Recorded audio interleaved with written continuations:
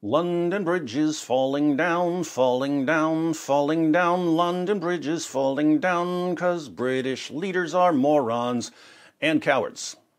In 2017, 3 jihadis carried out a vehicular and stabbing attack that began on London Bridge. 8 people were killed and 48 were injured. The 3 jihadis were wearing fake suicide vests. Do you know why they wear fake suicide vests? To make sure that police shoot them because they want to die as martyrs. On Friday, a convicted jihadi who was on parole went on a stabbing spree that ended on London Bridge. 2 people were killed and 3 more were seriously injured. The jihadi, once again, was wearing a fake suicide vest. Why did these men want to die as martyrs? Because their religion teaches them that being killed while waging jihad is, quite literally, the greatest thing in the world. Sahih al-Bukhari, 2785. A man came to Allah's messenger and said, "Guide me to such a deed as equals jihad in reward." He replied, "I do not find such a deed." Sahih al-Bukhari, 2795. The Prophet said, "Nobody who dies and finds good from Allah in the hereafter would wish to come back to this world, even if he were given the whole world and whatever is in it, except the martyr, who, on seeing the superiority of martyrdom, would like to come back to the world and get killed again in Allah's cause." Sahih al-Bukhari, 2796. The Prophet said, "A single endeavor of fighting in Allah's cause in the afternoon or in the forenoon is better than all the world and whatever is in it." Sahih al-Bukhari, 2797. The Prophet said, "By him in whose hands my soul is, I would love to be martyred in Allah's cause and then come back to life and then get martyred and then come back to life again and then get martyred and then come back to life again and then get martyred." According to Surah 33, verse 21 of the Quran, Muhammad is the pattern of conduct for Muslims. According to Muhammad, what's the greatest thing in the world? Being killed while waging jihad. Fortunately, most Muslims either don't know what Muhammad said or they don't think it's all that important. But some Muslims do take Muhammad's teachings and example very seriously. The most recent London Bridge jihadi was one of them. The BBC reports. Police have named the London Bridge attacker as Usman Khan, who was previously part of a group that plotted to bomb the city's stock exchange. 28 was out on license from prison. License is British for parole. When he killed 2 people and injured 3 others in the stabbing attack on Friday before being shot dead by armed police. Since being released in December 2018, his conditions requiring him to wear an electronic tag had been living in Stafford. This just in, British police shocked to learn that wearing an electronic tag doesn't stop someone from going on a killing spree. He also took part in the government's Desistance and Disengagement program, the purpose of which is the rehabilitation of those who have been involved in terrorism. Well, that program seems to be working out well. Was out of prison for almost a whole year before he went on a killing spree. In 2012, he was sentenced to indeterminate detention for public protection with a minimum jail term of 8 years after pleading guilty to preparing terrorist acts. The sentence would have allowed him to be kept in prison beyond the minimum term should the authorities have deemed it necessary. In a reference to and 2 other defendants, the trial judge said, "In my judgment, these offenders would remain, even after a lengthy term of imprisonment, of such a significant risk that the public could not be adequately protected by their being managed on license in the community, subject to conditions by reference to a preordained release date." Sounds like a smart judge. He added that the safety of the public in respect of these offenders can only adequately be protected if their release on license is decided upon at the earliest at the conclusion of the minimum term which I fixed today. Notice what he said here. He said he's not going to give and his friends a release date because they may be too dangerous to release. So he sentenced them to a minimum of 8 years, and only after those 8 years would it be decided whether to set a release date for parole. And yet, was released on parole, and he went on a killing spree. So what happened? But in 2013, the Court of Appeal quashed the sentence, replacing it with a 16-year fixed term, of which should serve half in prison. He was then released automatically at that point. So the trial judge said, look, you can't just release this guy after some fixed sentence. You don't know what he's going to be like when his sentence is up. The appeal court said, too bad, he's going to serve 8 years and then he's free to go. Was arrested in 2010, so he was free to go in 2018. Just as the trial judge warned, police could not adequately protect the public from this man. That's why people are dead. Electronic tags can't keep jihadis from stabbing people. Born and raised in Stoke-on-Trent, was originally jailed along with 8 others who were arrested in 2010. The 9, inspired by Al-Qaeda, had been under surveillance by MI5. The men, who were from Stoke, Cardiff, and London, were engaged in several plans, one of which involved a plot to place a pipe bomb in the London Stock Exchange. Those from Stoke were overheard discussing potential attacks in their city, including leaving explosive devices in pubs and clubs. Described members of the public as kuffar and dogs.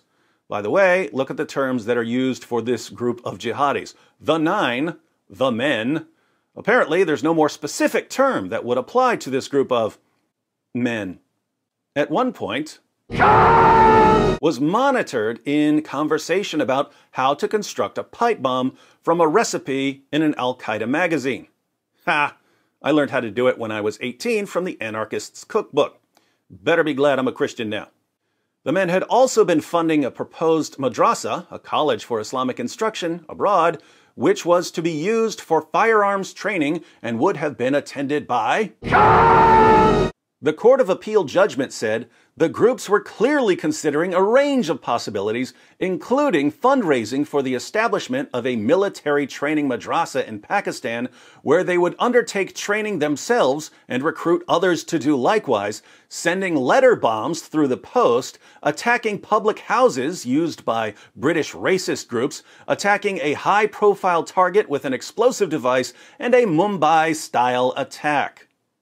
Several years ago, I posted a video titled The Jihad Triangle, in which I explained that jihad isn't the result of one factor, mere belief in Islam, but the result of 3 factors. Jihad requires 1, belief that Islam is true, 2, some understanding of what Islam teaches about jihad, and 3, the right personality type. Some people are willing to die for what they believe, others aren't. When you have someone who, 1, believes that Muhammad's words are true, 2, knows what Muhammad said about jihad, and 3, is willing to lay down his life for what he knows, you get jihad. Usman Khan obviously had the Jihad Triangle. Illuminati. But he was sent to prison. Now, if you send a jihadi to prison, and you know he's going to be released one day, you'd better make sure you remove at least one of the sides of the Jihad Triangle. If you don't, you're releasing a jihadi, and it's only a matter of time before he goes on a killing spree. But which side should you try to remove? Should you try to change his personality type? Should you try to transform him from a man who's willing to die for what he believes into a man who isn't willing to die for what he believes? Sorry, but you're not going to change his personality type. Should you try to undermine his understanding of jihad? In other words, should you try to convince him that Islam is really a religion of peace? That's the goal of the de-radicalization programs that terrorists are put through. Unfortunately, no serious jihadi is going to learn about Islam from a booklet handed to him by the British government. He gets his religion from Allah and Muhammad, and he already knows what they say. He'll be happy to pretend that the de-radicalization program is really making a difference in his life, but that's just to help him get out on parole. The best chance you have of changing a jihadi's mind is targeting the remaining side of the jihadi triangle, his belief that Muhammad is a true prophet. Some of you are thinking, no, you can never change a jihadi's mind. Absolute nonsense. If you pile on enough facts about Muhammad and you refute enough lies about Muhammad, a lot of people will leave Islam. Not all of them, but a lot of them. And many of those who don't leave Islam will nevertheless have their confidence shaken to the point where they're not going to go out and slaughter a bunch of unbelievers. The reason we don't see many jihadis leaving Islam is that they never have their confidence shaken. Their family tells them Muhammad was great, Muhammad was wonderful. All their friends tell them Muhammad was great, Muhammad was wonderful. Their imams and sheikhs tell them Muhammad was great, Muhammad was wonderful. Politicians tell them Muhammad was great, Muhammad was wonderful. Not that they care what politicians say. Journalists tell them Muhammad was great, Muhammad was wonderful. Not that they care what journalists say. Actors tell them Muhammad was great, Muhammad was wonderful. Not that they care what actors say. Educators tell them Muhammad was great, Muhammad was wonderful. Not that they care what educators say. And no one is going to walk up to these guys and tell them the truth about Muhammad because people are scared of them. The point is that all their lives, even after they're convicted of terrorism-related offenses, all they hear is, Muhammad was great, Muhammad was wonderful. If they ever somehow hear someone like me talking about Muhammad, I sound like I'm insane because I'm going against the unified testimony of everyone they've ever heard talk about Muhammad. When a jihadi gets out of prison, his faith in Muhammad has not been challenged. It's been encouraged. It's been bolstered. It's been strengthened. And since he's already the sort of person who's ready to lay down his life for what he believes, and he knows that, according to Muhammad, the greatest thing in the world is being killed while slaughtering unbelievers for Allah, people are going to die. What should Usman Khan have learned about Islam while he was in prison? Here some of you are thinking, what could he learn about Islam in prison? He clearly understood Islam so well already. Wrong. Jihadis know what Islam teaches about martyrdom and terrorism. They know the practices they're supposed to follow. But beyond that, all of the information they have about Muhammad has been filtered and sanitized by leaders who don't want them questioning Islam. If they hear a critic point out that Muhammad had sex with a 9-year-old girl, they accept the standard Muslim responses. Oh, it was normal back then, so who are we to judge? The jihadis never have to deal with a serious critique of Islam. So what should Usman Khan have learned about Islam while he was in prison?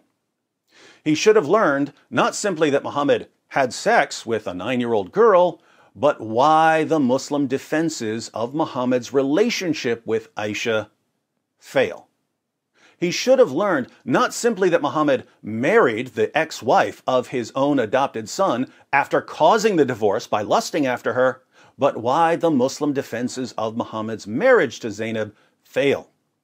He should have learned not simply that Muhammad broke his oath to his wives after swearing by the great God Allah that he would stop having sex with his slave girl, but why the Muslim defenses of Muhammad's oath-breaking fail. He should have learned that when his leaders told him that Muhammad was the greatest man who ever lived, they were spouting utter nonsense because Muhammad doesn't crack the top 99%. He should have learned that when his leaders told him that the Quran has been perfectly and miraculously preserved, they were lying because the Quran has gone through numerous changes over its history. He should have learned that when his leaders told him that the Quran contains miraculous scientific insights, they were lying because the Quran is a scientific catastrophe. He should have learned about Muhammad thinking that he was demon-possessed when he began receiving revelations. He should have learned about Muhammad repeatedly attempting suicide. He should have learned about Muhammad admittedly delivering revelations from the devil. He should have learned about Muhammad claiming that he was a victim of black magic that gave him delusional thoughts and false beliefs.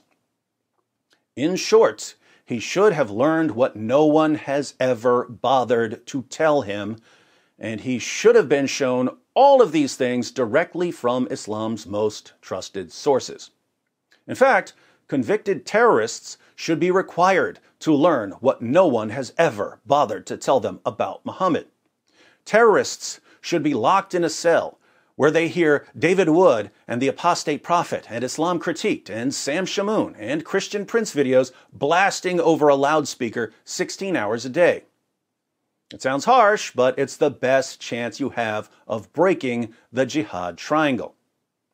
Instead, Muhammad is praised by everyone, and the terrorist is eventually released from prison with the jihad triangle perfectly intact and firmer than ever, and people get killed. The victims of these terrorist attacks are victims not only of the teachings of Muhammad, but also of the cowardice of politicians and journalists to stand against those teachings. Cowards should not be running countries. Cowards should not be reporting the news. Cowards should be huddled in corners, lamenting their own cowardice while wearing coward caps. Sadly, there are so many cowards in our time that they form a majority in many countries, and they choose people like themselves to lead them and report their news. The world doesn't need another coward, my friends. It doesn't need a smarter phone, or a better reality show, or a faster internet connection, or a tastier vegan burger. The world needs courage.